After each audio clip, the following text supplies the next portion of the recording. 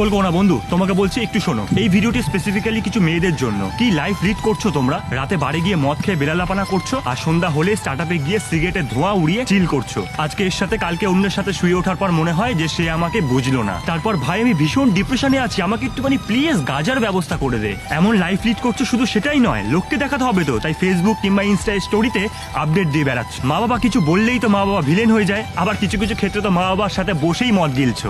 আবার ভালোবাসার মানুষ হিসেবে তাদেরকেই বেছে নেবে যারা মদ গিলতে দেবে কিংবা সিগারেট ফুঁকতে দেবে বা তোমার জন্য রাতের বেলা জয়েন্ট বানিয়ে দেবে। তারপর নিজেকে ফ্যামিনিস্ট বলে দাবি করবে। আচ্ছা, ঠান্ডা মাথায় একটা জিনিস চিন্তা করে দেখো, এই রকম লাইফ লিড করে কি পাচ্ছ তোমরা? কোনো অ্যাম্বিশন নেই, নিজেকে প্রতিষ্ঠিত করবার বিন্দুমাত্র ইচ্ছে নেই। কিছু বলতে গেলেই আমি ফ্যামিনিস্ট, আমার যা ইচ্ছা আমি তাই করে বেড়াবো।